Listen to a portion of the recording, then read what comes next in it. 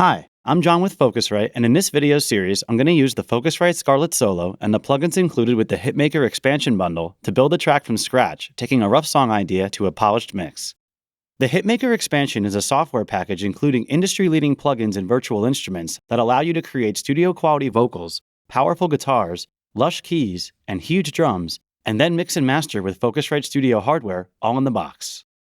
It includes Antares Auto-Tune Access, Relab LX480 Essentials, Softtube Marshall Silver Jubilee 2555, XLN Addictive Keys and Addictive Drums 2, Brainworks BX Oberhausen, BX Console Focusrite SC, and BX Masterdesk, and Focusrite Red plugin suite. For this project, I'll be using Ableton Live Lite, which is bundled with all Scarlett interfaces.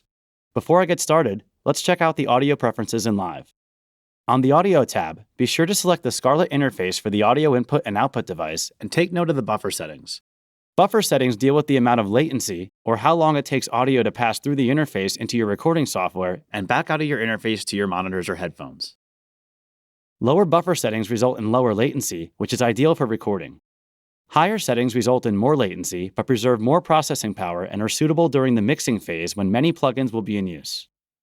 Scarlett interfaces feature best-in-class latency, allowing for tracking through effects plugins at lower buffer settings.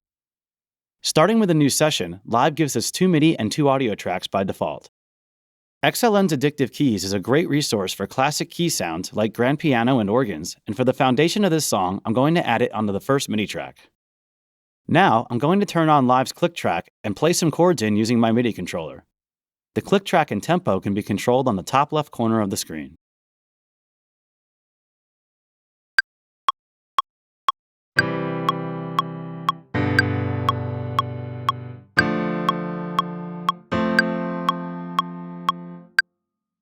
Once the notes are recorded, they can be edited on the piano roll. I'm going to select all the notes and quantize them to the grid since I didn't play them in perfect time, and trim the clip to make sure it's exactly 4 bars. Next, I'll duplicate this clip a few times to give us more to work with. Now, I'm going to add some drums with the XLN Addictive Drums 2 software instrument on the second MIDI track. Addictive Drums 2 is a powerful drum instrument with professionally recorded acoustic drums and live rhythm performances. The included Studio Rock Kit has a variety of drum sounds available that can be previewed and selected on the Explore page, which should work great for what I'm looking for.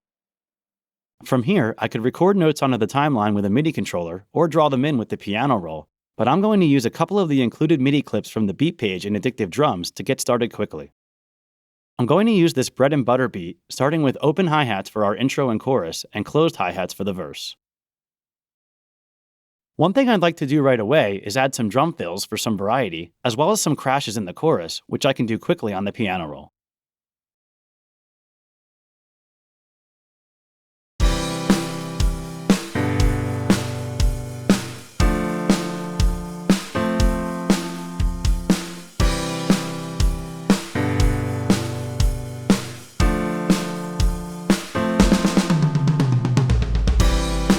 Now that I have some basic building blocks, I'm ready to add some more instruments. In the next video, I'll record some electric guitar parts and start arranging the track.